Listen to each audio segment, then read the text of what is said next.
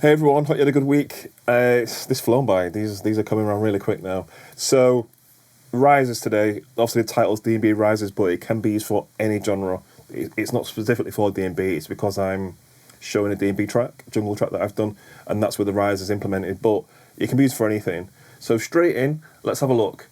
So here we are in Cubase 13, and what I'm going to do is I'm going to show you a really cool trick to just do quick rises. This is like quick, easy, and once you do it, you'll be like, oh, right, I need a riser. You can make your own now. You can do your own, and the tools are already in there as well. You're not having to troll for other samples and stuff. So, okay, so here's my track.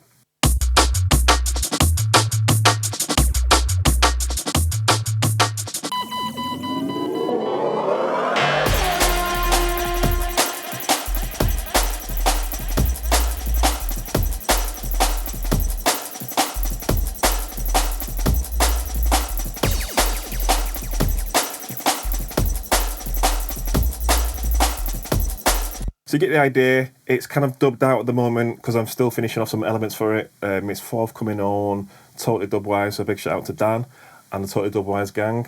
So I'll probably do a track breakdown of this later on down the line, but it's a remix for this label. So yeah, so you can hear the rises here between 19 and 25.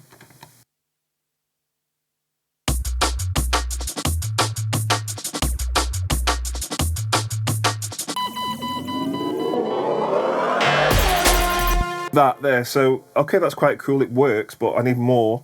And the good thing about what I'm going to show you now is you'll have way more control over it.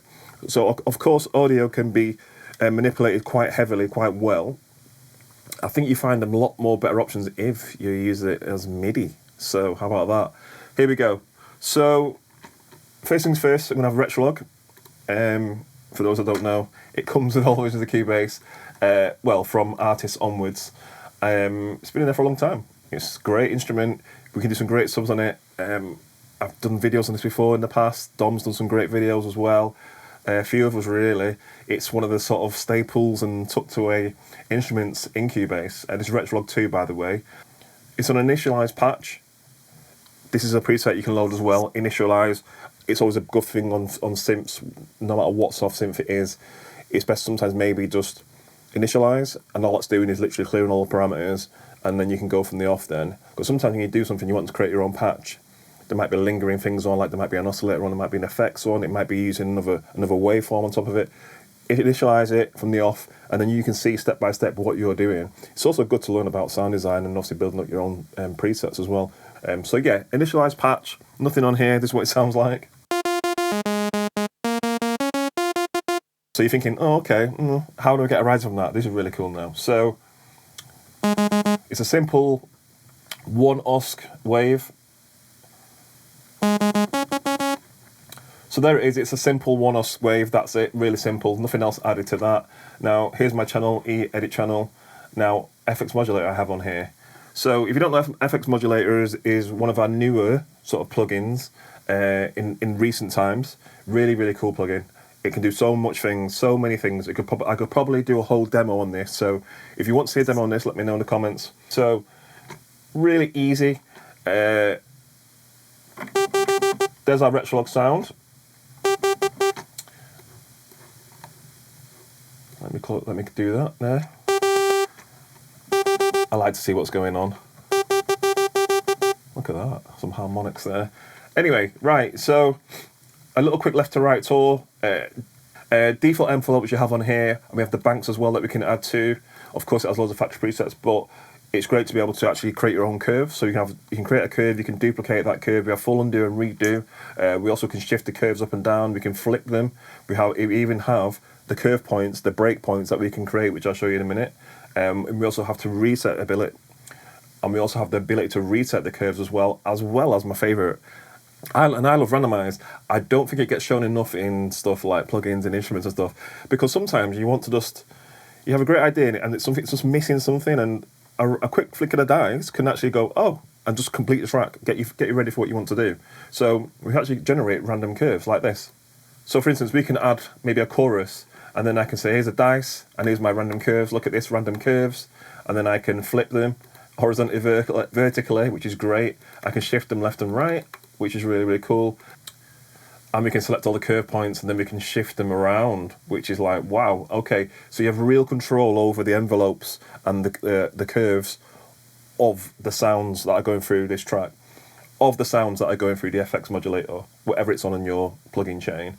So it's really, really good. We have this insert slot, so there's 1, 2, 3, 4, 5, 6 insert slots, and these are fully reorderable. So if I stack them with just random modules for a minute, we can always change it in a second.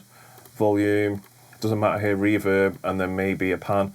Now here you can see it's fully reorderable. So this is quite an overriding theme within the Cubase ecosystem, with its channel strip and stuff like that, and obviously our insert slots, we can reorder things, and this gives you real power and real flexibility of how you want to do things. You're not just set in stone and that's my signal path, that's my structure. You can actually do anything the way around you want to. So it's really, really good. Okay, so I'm going to reset all these. Just press the tick, just press the tick, just press the tick, just press the tick, just press the tick. Okay, so yeah, so it goes quite deep. We have the effects parameter views. We also have solo. We can sidechain. We can set the triggering motions. We can also have the info tab here to show you a little bit of a helper, which is great. Nice little helpful tool built into it, so you're not just wondering how do I start it and where do I go from. But this is really good. So I want to go with this envelope shape. Now you can't just click on it. It needs to be. It makes sense really. It needs to be an effect that you can drive for it first. So I'm going to pick an effect. So what do I want to do for my riser? Really, really simple. I want to change the pitch and the speed. There you go. Double click on it. There's the pitch shifter. So now when I press Retr Log, and get a nice spectrum view of it, but not really doing anything. Now, this is the fun bit. So now I want to change the envelope to this, and you get this. So you see where I'm going with this now. So because it's dictated by beats and time, you can then choose how many bars it goes across on your riser. So for instance, we've got a 4-bar drop before it drops. I can say, okay, let's do 4 bars. And there's 4, and now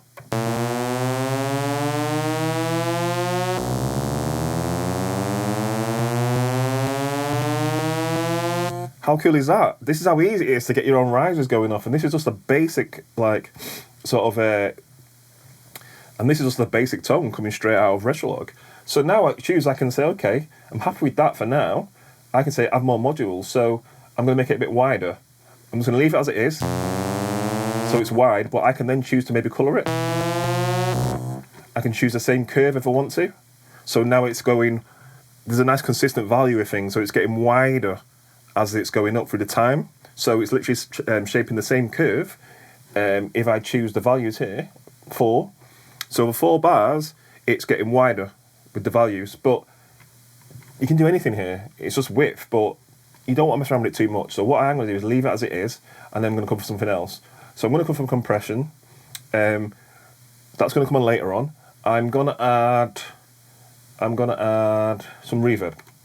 And then I'm going to add maybe a bit crusher. I've got a bit crusher on here, and then maybe an overdrive. Now the good thing about this is you don't have to have all these modules on at the same time. I'm going to leave reverb off for now. I will probably put it earlier in the chain. Compression, I will probably put it at the end of the chain here. That's a signal flow. I'll bypass it for now. Bit crusher and overdrive, they're kind of doing the same thing that I want it to do, so you can make it a bit too gnarly, too nasty. So I'm going to play between them two and see what works best. I'll leave width on. So compression, I'll leave that coming in now, because what that does is, because as you play it low down the octaves, you're getting more sort of rumble and more sort of bit unruliness. So it'd be good to actually replicate exactly what I'm doing with this curve here. Same amount of bars, same amount of time scale, and then just literally change the ceiling, the threshold ceiling, and maybe turn the ratio up a bit, because then it controls the riser consistently over the 4 bars, which is really, really important, really, really cool. Because otherwise, in a mixdown capability, in a mixdown process, you'd have to do maybe an effects bus chain, and then put a compression on the effects bus chain to control the effects, which I always tell my clients all the time, that's great to be able to do that. Do your effects bus and do that, and then you're in control of all the effects. But a riser can get a bit crazy in there sometimes, and it's just good to be able to control it from the off. And then maybe you can treat it later on, but it means that the riser's never going to have any real issues, because as you start adding other riser type sounds and other synths or whatever, other VSTs, they all can be doing sort of mad crazy things, and so maybe it's good to actually control it all initially with the compressor at the end of your custom effect slots here. So pitch shifter with this consistent value of compression. So you can hear it really like compressing it too much now. So, but I quite like that. So it's sort of like controlling it and squeezing it, but you don't want that. You want it to breathe a little bit. So let's bring the threshold right back down. And that's just controlling the high bits. That's exactly what I want. Maybe take the ratio down a little bit as well. So this is going to be that sort of safety net of me adding other plugins before it. So, because like any insert chain, like the channel strip or the insert slots, the more effects you add, the more loudness you add in, the more processing you're adding, more things that can just start to get stacked, and then it starts to get all, you know, a bit messy, so to speak. So now let's go into a bit crusher. And this is the fun bit now, because I'm going to leave the time on the 1-1, so it's constantly doing this, just to get ideas of how I might want it to go, and just roll the dice.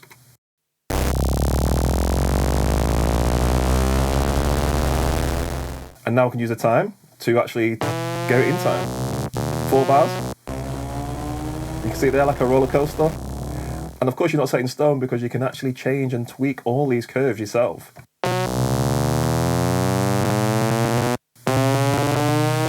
Change the bits.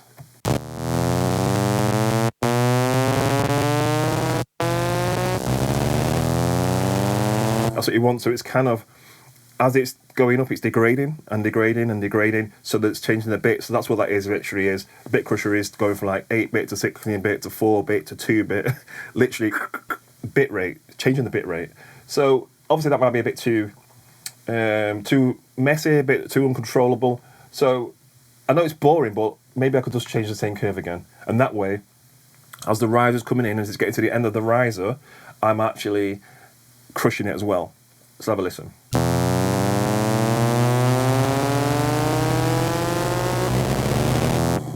That's what I'm talking about. So that's really good. So pitch shifter going into some width, into a bit crusher, compressed at the end, controlled.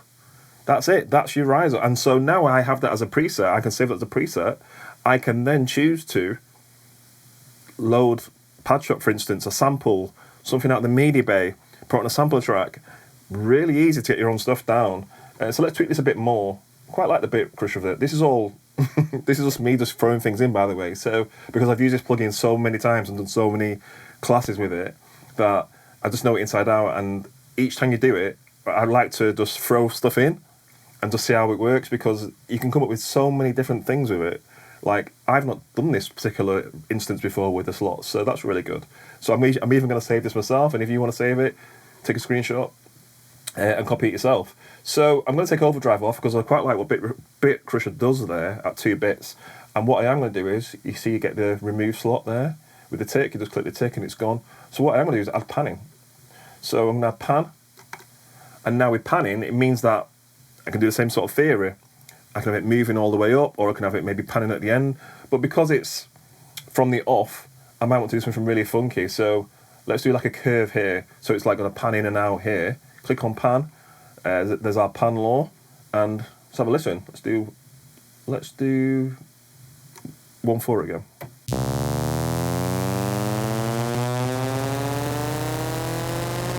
You might need headphones for that. In fact, let's go even funkier. Let's try something like this. So even something funky like that, so you can have it really panning in and out. So you can actually have it panning in and out over time, maybe go for 1/1, and it's all constantly panning. So there's many options there that you can use. I'm happy with this though. Like this, I've not come with this one before. So pitch shifter into width, into bit crusher, compression at the end. I really like that. I'm going to keep that.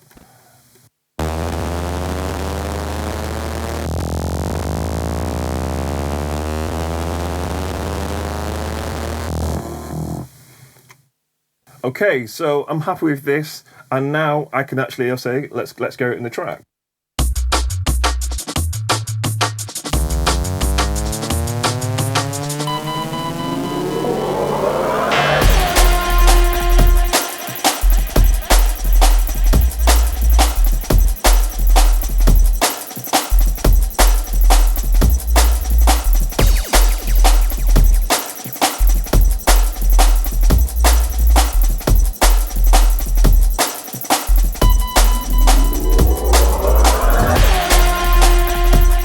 Okay, and so there you go. There's a riser. There's your custom riser. And now because I have that as a MIDI element, I can actually then choose to add automation, go sidechain stuff to it, through it, should I say. You can layer it, you can stack it. Really cool trick for you is right-click duplicate. So we can duplicate the instrument, the tracks, and whatever else is on this particular track. So, for instance, now I have 2 Retr Logs. So now I can actually say, okay, in this one, I'm going to have it all doing exactly the same things, exactly the same times, but here's a little cool trick. I'm going to go across here to this section within Retr Log 2, which is the arpeggiator. I'm going to turn the arpeggiator on and listen to how it sounds now, the riser.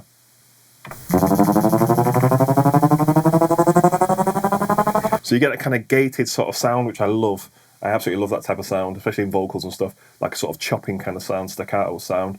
So now I have the 2. So what I can do is, for instance, I can say, okay, at the very end of this bar, I can say, okay, let's chop it out there, and then this one I can bring in the staccato one, the sort of gated, choppy one, which is the arpeggiator within Retr Log. So now I can say, okay, make sure it's MIDI'd up as well. There we go, make sure your quantizer's on here. I've got it on 16th, so I'm going to leave it overlapping still as well, going so it's just literally going into the drop. And there you go. So now I can say, okay, let's solo just out these 2 and listen to how it sounds.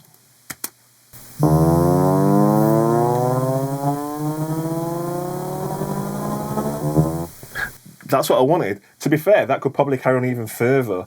So you could maybe bring the riser back a bit more, and then maybe do the staccato a bit more there by actually opening it up. And then dragging the MIDI across the bars. And try that.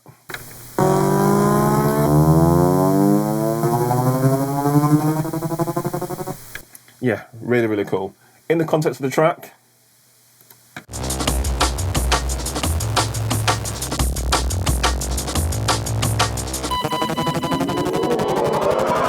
maybe even go further. Maybe add more. Let's go for more. And just overlap it a bit as well.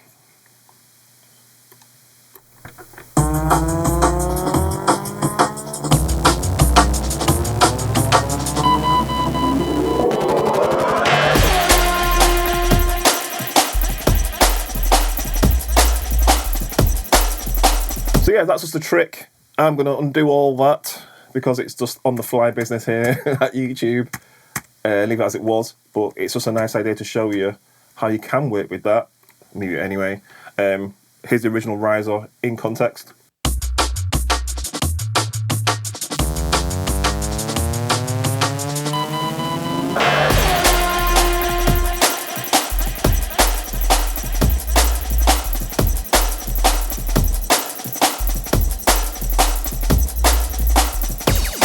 So you get the idea, really, really simple, easy, quick, custom risers. And like I said, any VST can be used. I just like the fact that it's Retr Log in there, it's low CPU intensive. It's just using a simple waveform, like the default initialized waveform. Then you get the open options of being able to use different sounds, different presets, stack up your own patch with the oscillators and stuff. Then try it through these effect slots in any reorderable situation with the custom curves. And you get to see the real power then of actually making your own custom flexible risers. And again, like I said before at the beginning, it can be for any genre. It's not just for drum bass. It's just showing you how this is working in a drum bass jungle capacity at 175 beats per minute. You can time it to anything. And that's a good thing about FX Modulator. You can do it by beats, you can do it by time. So you can actually really time in how you want it to be as far as custom envelopes and custom timing of the FX slots and the FX parameters. Okay, so I hope you found that useful, and I'm back in a few days. I mean, the time's flying right now, so next week, there'll be some more good stuff to come, I guarantee it, and until then, don't forget to like, share, comment, and subscribe, and all that kind of stuff. Thank you for that. A lot of people are watching, and I'm not really liking, so yeah, if you like it, just put a thumbs up, then I know that that's more your content, or in the comments say what you'd like to see, because I will show you anything. Like, I have 30-odd years in this business of just, and I want to pass it on. Hardware, software, tips, tricks, whatever, reviews, whatever you want to see. Show you how to break down jungle. If you want me to show you how to break down jungle, some of my old tracks, it's fine. If you want to see the hardware in action, if you want to see the hardware with the software in action, just let me know. You know, it's an open book here, so just passing on the knowledge. So okay, till next week, a few days. See you later. I'll see you in a few days.